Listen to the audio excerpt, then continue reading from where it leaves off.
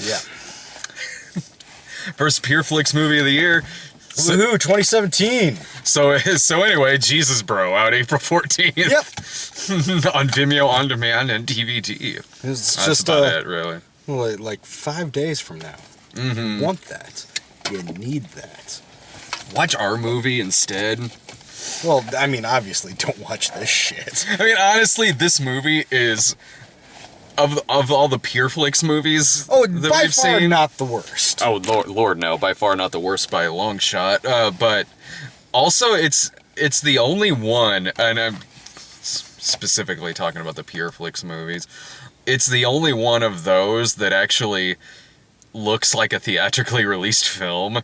Like, it visually speaking, it's like, oh, yeah, okay, yeah, this looks like it's fine that I'm seeing it on the big screen. There's a... Man, the bar is so low yeah. for these movies that I'm sitting here watching this thing like, well, it's got actors. It's got a cinematographer. The direction's fine. It looks like, yeah, it makes sense I'm seeing this in the theater. Like, man, that's a low bar. The direction wasn't fine. Like... Okay. Comparatively speaking, that's what I mean. Comparatively speaking, is better than this a lot looks of them. great. Yeah, but at the same time, it's like, no, the directing's not good. The cinematography is better than almost all of them. I'll give it that. Than every single one of them. Yeah, I'll give it that. The acting's not that great. The lead actor was okay. I thought he was good. He was Billy Cruduping the shit out of this performance. Well, it's just watching it, it's like...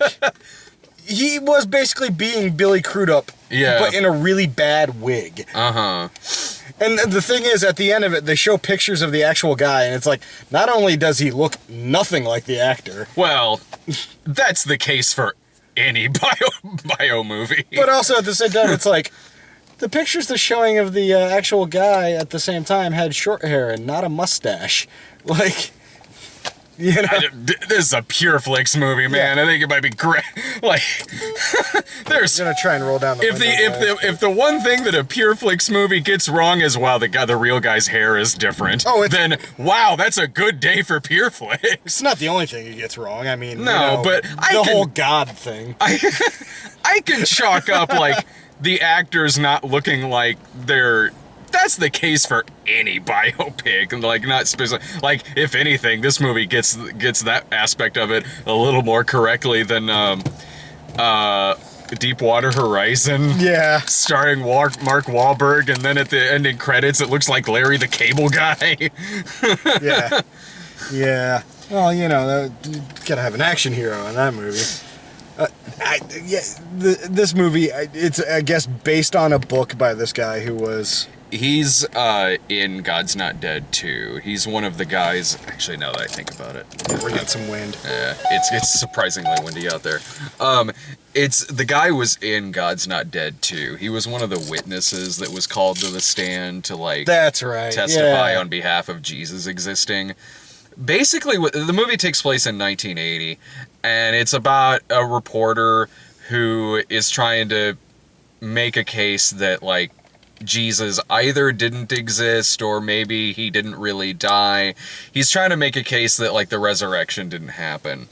And the way the movie basically goes about it is frequently throughout it, it feels like it's just simply a better version of a few different movies like this that we've watched. It is significantly better acted. It looks better than, like, God's Not Dead or War Room and things like that, but it kind of feels like a prequel in a sense to God's Not Dead 2, because it does the same thing that movie was doing at the end when they were all on the stand, like, here's how we win this case, we gotta prove Jesus was real. And the makers of God's Not Dead 2 are like, let's make a whole movie out of that. And they did. And it's better than God's Not Dead 2. Because another thing about this is, it's not a hateful film. No, this one's not hateful. It's just, it's, and you can expect nothing less from these. I mean, this movie's not hateful. I don't think this movie's hateful at all. No. It's just so overly biased. Well, yeah, of course it is. It's so overly biased that they're trying to use this movie based on this book and I guess off this guy's experiences about finding God to make the argument that these things did happen. Mm-hmm. And so they're basically preaching through it while this guy's doing his research. Mm-hmm. You know, he's being preached at. And they're using that to preach at the audience and be like, of course, you can't question these things. It's like, but you can question it because the evidence that you're giving is such biased bullshit. Yeah, I mean, a movie like that, you can't go into a movie like this expecting, like, a legit, unbiased argument on its subject matter. No, you can't. Because wow, what a twist ending that would have been if he was like, wow, I have disproven Christianity. The end. Yeah. Huh. No. Didn't see that coming. Obviously can't expect it, but at the same time, to try, I feel like the idea of this movie was like, well, we'll take the methods that other people use to argue against us, and we'll use it against them. And it's like, yeah, but the way you're doing it is wrong. This isn't how it actually works. No, I agree. I agree with you. I agree with what you're saying. If you want to see, like, if you do want to see an actual discussion on this subject matter, a movie like this coming from Pure Flix, you obviously know how it's going to end. You know what angle it's going for. You'd be much better off just simply watching a debate, honestly. But in that regard to it, it's structured in like remember Saving Christmas?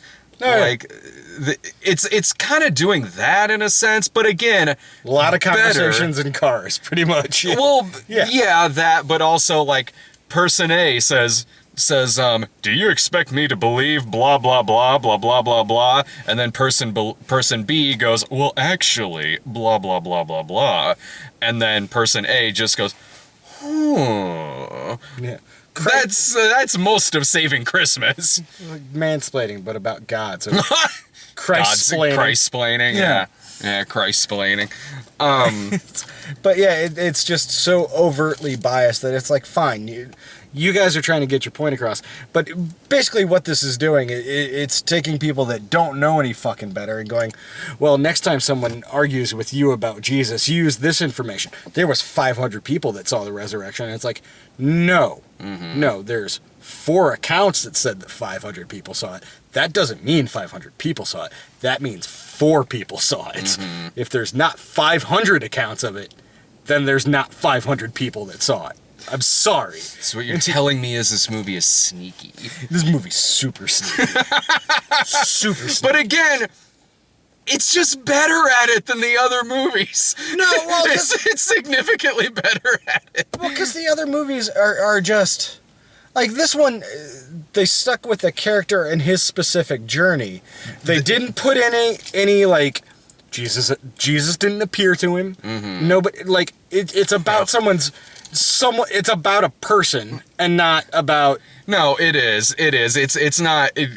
It does some really corny shit throughout this movie. It does a lot of corny shit. But I'll touch on that in a minute. But what this movie does better than a movie like God's Not Dead is that, okay, this as well is a movie about the guy, he starts out as an atheist, and by the end of it, he's converted and he's a Christian now.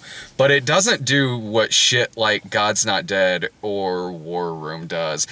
He is, from beginning to end, a 3-dimensional person. He acts like a real human being. When he's mad and upset and frustrated, to the point to where there's a few times in the movies where he's just drunk, it feels like a natural reaction to some of the shit that he's going through in this. Way more in this versus like God's Not Dead. If you're not a Christian, you verbally abuse your wife and you fucking beat the shit out of your kids. Yeah. And all that. It doesn't do any of that in this. At no point is any non-believer in this movie a bad person. And also, and in terms of the Christians in the movie, it's not a victim card movie. Like, no one's running around with a persecution complex like in, God's Not Dead or God's Club or movies like that. There's a little bit of that. Like, there really is, especially with the wife and her, like, complaining about him. it's a little bit there, but in this, it's a lot. It's not as exaggerated. It's actually like what it is in this movie. It's like, well, yeah, I can see that. Yeah. Like, we were having a conversation on the way to the car. It's like, like this potentially has like that time period. This guy, like, if they wanted to make an actual movie about this that wasn't a preaching movie, like, it could be interesting. But watching this, really, what I felt like was like, man, this fucker watched Spotlight and was like, I want to do that, but with Jesus. Thank you. Exactly. Like, I was thinking that too. I was like, this is like Spotlight if none of the shit mattered. Like, between Spotlight or Zodiac. Yeah. Like, that is really what this movie felt like. And, okay, let's say he wrote his piece on, the House of Cards has fallen. Christianity isn't real. Jesus never resurrected. Let's say he published that. One, he would not be the first person to do that. And two, most people, whether you're a person of faith or not, would read that and just go about their day. Yeah. This isn't discovering a pedophilia ring in the church. No. Nor is it hunting down the Zodiac killer. No, what this is a guy who's an atheist who basically has the worst year of his life. And during this year decides, I'm gonna track down all this information I can. And after 4 months of doing something that people serious about it spend their entire lives doing, goes, well, I can't disprove it. Jesus must be real. And in doing so, saves his marriage and his home life. Yeah. So, I feel like less that he couldn't disprove the resurrection, and more like, maybe in the back of my mind, if I do disprove the resurrection, my life will fall apart. Maybe I'll let it slide. Maybe I'll just let this one go. But the movie does firmly establish the fact that he is a terrible reporter. Oh, awful reporter! There is a subplot in this film that's honestly way more interesting than everything else going on in the movie. There's a subplot going on in the movie about this shooting involving a police informant, gang member, and a cop, but then it turns out there's some kind of hidden shit going on in there, like there's a little bit of cover-up going, and the reporter is thus being used to then make this guy go to jail to kind of hush some things.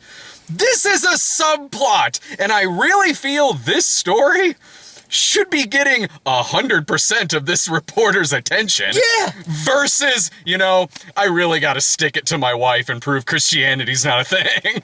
Yeah, and that subplot, it's like, a guy got prison beaten almost to death because you did your job poorly. And then at the end of the movie, he shows up to his editor at the Chicago Tribune with his article on, I can't disprove the resurrection of Christ. And the editor goes, yeah, I can't publish that because... And he goes back to his wife like, he said no. And it's like, what did you expect, motherfucker? At least in this movie, though, like... That didn't really feel like a persecution moment. No, it felt more like no. Yeah, he was like, I can't. I'm sorry. I can't do this. And he's like, well, and the reporter's like, well, okay. And then he goes home and he tells his wife, and that's just kind of the end of that. In a movie like God's Not Dead, that would have been like half of the fucking plot. Yeah. Like, they're persecuting my words. Like, evil Lorenzo Lamas will show up and try to murder him. Freedom of the press, man. Freedom of the press. Like, you can still print it. They're just not going to do it for you. There is some, and they try to link like the whole like gang shooting thing with the rest of the plot. So there is some really corny shit in this. I'm sorry, I didn't see it. You didn't want to see it. Yeah, the gang member who was beaten to a fucking pulp wakes up just in time to tell him, you just were ignoring the evidence. Oh, and just to throw it in there, it turns out his dad really did love him. Yeah, Robert Forster's in this. For 30 seconds. And Faye Dunaway is in this film, which, by the way, what the hell is going on with her career in the sense, I've seen her in 2 movies this year, and the Pure Flix movie is the better one because the other movie was the Bye Bye Man. What the fuck? You were in Chinatown.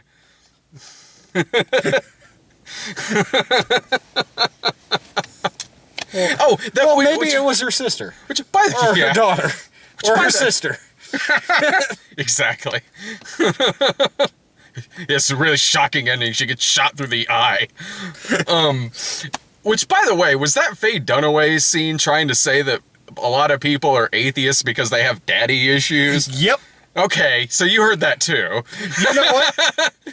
I don't have any daddy issues. No, you don't. My dad's fantastic. Your dad is a lovely man. Yes. And a damn good father. Yeah. I'm still an atheist. Right.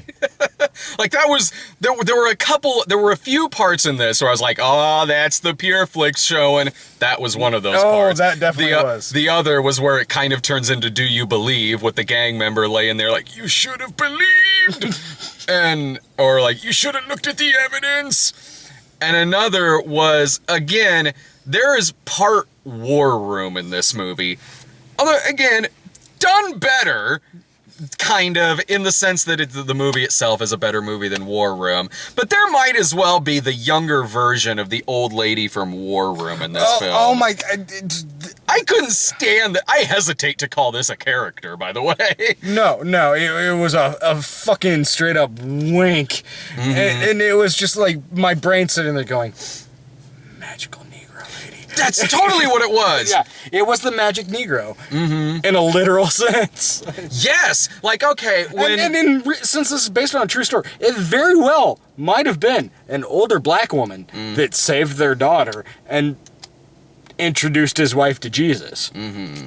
But I doubt it happened like that. I don't know, but like this character is only in the movie to be just this magical, wise sage figure who, you know nothing about this person's life, anything about them, other than they will show up to give the right advice at the right moment to the right person, in this case his wife, and that seems to be their only purpose in life, is to just show up and be, the magical Negro stereotype in these movies. That's what this character is. I watched The Legend of Bagger Vance the other day, and that was less offensive than this shit. Yeah. And that movie, like, more than a little offensive. It's like, we need to apologize to Eddie Murphy for Mr. Church. No. So, yeah, like, that is... And this character is in the movie quite a bit. And it's really what gets the wife into Christianity, because the daughter is choking at a restaurant, and the old woman comes out and saves the daughter, and that's what converts the wife to Christianity, because... She says, Jesus told me to be here, some shit like that. If you weren't there, one of the other hundreds of people in that restaurant probably would have done something. Imagine if okay, you know what? Imagine if the person who saved your daughter was like, I don't know, a snake handler. Would you have converted to that? The snakes told me to be. Well, okay. Well, and like Dave Berkowitz saves her, like, well, I guess I gotta listen to your dog. And it could very well be, at that time, no one knew the fucking Heimlich maneuver, for all I know. I don't fucking know. Mm-hmm. In 1980, I was -3 fucking years old. Mm-hmm. But, and that could very well be the case, in the fact that this woman's a nurse. She might have been the only person in that in that fucking restaurant that knew the Heimlich maneuver. But she didn't know the Heimlich maneuver. She put that little girl over her knee and slapped her in the back. And plus, again, even in that scene, it's like the lady from... Honestly, this sounds horrible to say, but I think the lady from War Room might have had a little more dimension to her than the lady in this movie. She at least had more personality, Kinda, yeah. She was more annoying, but like, in this movie, even in that scene... The only things that ever come out of this character's mouth are either about Jesus or some advice that she's given to Erika Christensen, which usually involves Jesus. And a lot of times, like, they film some of these scenes in a way that made it seem really culty. Like, it really... Most of this movie, I was sitting there But honestly, you feel like a bunch of people wearing 70s clothes, and then you talk about Jesus for a minute? it's going to seem culty. It's just something about the clothing in the era. Yeah. It really is. And the glasses everybody wore. So, like, they go to this church, which is like the 70s version of a mega church, because there's a rock band up on stage, and it's, you know, a mixed racial... We're not playing the music that was playing in the montage. A mixed racial congregation, which... all these things fine, but, like, of course the pastor has perfect straight teeth, curly blonde hair, child molester glasses. He was wearing snob glasses. Yeah, he was. And then the guy playing piano in the band and singing looked exactly like a young John Wayne Gacy. Yeah, it was up north, up northern Illinois. It could have been. That would have been a weird, like, feature of this story that they got accurate. Like, why'd you put that in? All right. But no, even in that, like, yeah, okay, like the 70s wardrobe and everything, like, yeah, you're right, that can kind of lend itself to feeling a little culty. But even how some of them are acting, because the husband goes up to the black lady and is like, look, I'm glad you saved our daughter, that's great, but can you leave me and my wife alone? I'm tired of hearing all this stuff about Jesus and everything. She's like, oh, of course. She's constantly wide-eyed, smiling, and he's like, okay, and he goes towards the door, looks back at her, and again, she's just wide-eyed and smiling, like, and waving, like, she could have been wearing any kind of clothes, and that would have felt really culty. It's true. Like, it's true. There's a part in this movie where I'm like, I'm on this dude's side. It really feels like his wife is this close to joining, like, the People's Church and ending up in South America. Yeah. Oh, and they bring that up. They bring up gay. Oh, gay they do bring up Jonestown. Yeah.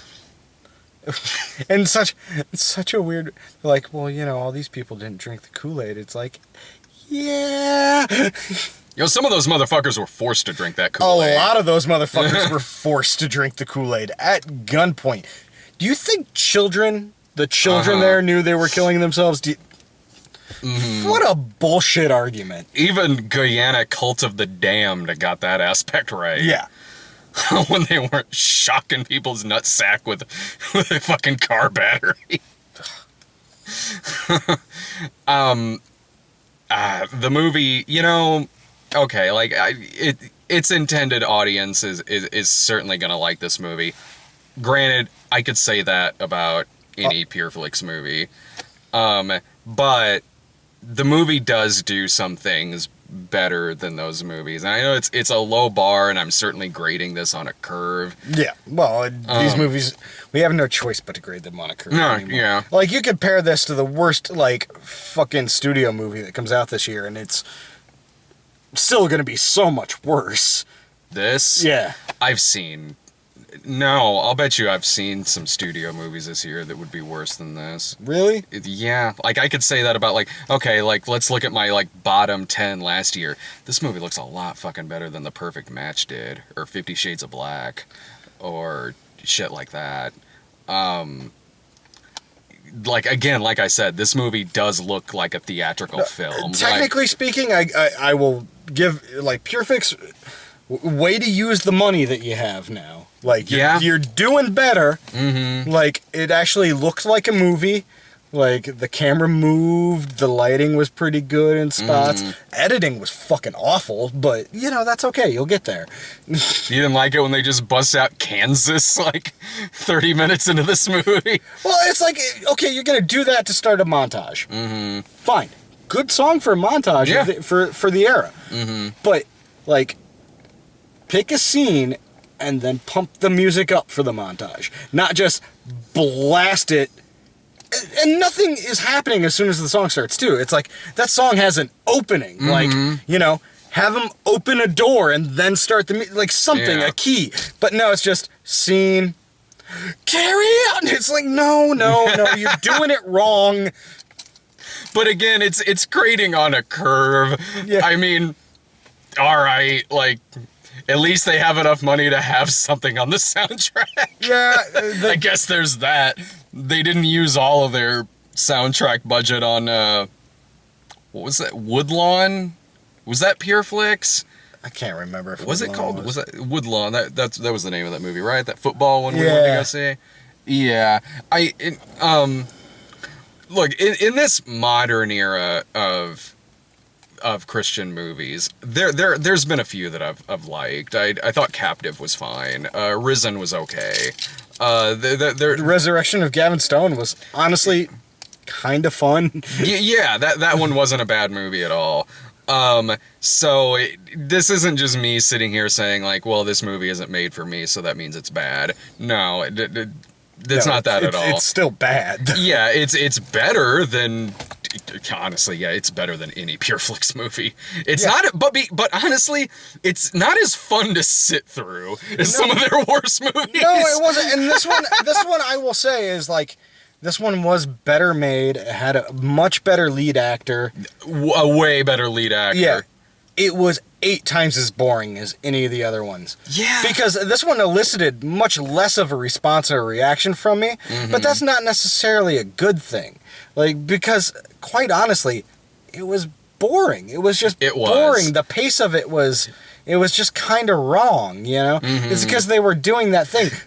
It had that Spotlight feel to it. But in Spotlight, like, you reach a point, it's like, oh, they diddling kids. Yeah. In this, it's like, oh, this guy's just a bad reporter. Yeah. In this, like, well, I guess the resurrection was a thing. I don't have to dump my wife now.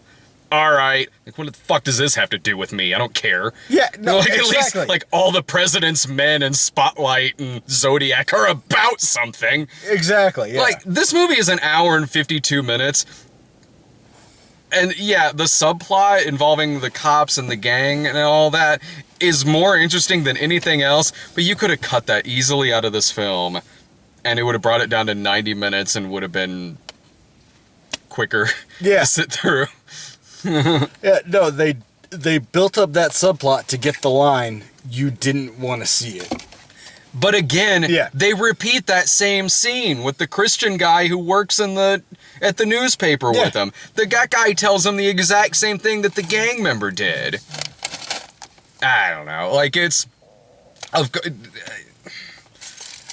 The last one of a movie like this I saw was God's Club, and this is the fucking Godfather compared to that in terms of everything.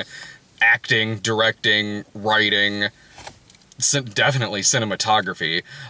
So look, if you're in the intended audience for this, odds are you are not watching this review. And if you started watching it, you're probably not still watching it. We had to pause it really quick. Sorry. It's like, normally I could easily probably put in a commercial break there, but I'm like, oh, this is like, we're probably gonna be done in like 2 minutes. Yeah. We really set a commercial break in the last 2 minutes of the review. I'm sitting here like, do I call this a rental or a Netflix watch? And I'm like, yeah, it's like, it's not as bad as those others, but I don't know why you'd want to watch it. Like grading on a curve, this is better than it's better than all the others, but still, like, as a movie, it's still a bad movie. It's still a bad movie. This movie I don't think is going to be, this movie's not going to be on my list of the worst movies of the year. No, it won't be on mine either. This isn't even the worst movie I've seen this weekend. Like, this movie was way less obnoxious to sit through than Smurfs: The Lost Village. But I don't see any reason to watch this. You're probably just going to be bored, honestly. Like, I could at least, like where you were saying, like, I could at least say, like, well, okay, of course I don't recommend something like God's Not Dead, but if you want a good laugh, go for it. Yeah, exactly. Like, at least it's terrible, but at least it's got some kind of car crash entertainment value to it. Oh, Do You Believe literally had that. Yeah, this doesn't have any entertainment value to it. No. It's like, the most interesting thing about this movie is, since we've seen all the other PureFlix movies, is like, oh, they learned how to use the camera. That doesn't mean it's worth watching. Yeah. You know what I mean? It really doesn't. It doesn't. And if you do want to sit there with your grandma to watch something religious like this, again, yeah, it's better than some of the others, but there's watch like a religious grandma movie that's good. Like, watch some old Hollywood movie. Like, Yeah. watch a big fucking old Hollywood religious epic. Watch Oh God, you know? Something like that. Nah. No. Pop in Born Again with Dean Jones. Any other final thoughts about this? Jesus Bro's better. Yes! Watch yourself, Jesus Bro. April 14th. It's Good Friday. See ya.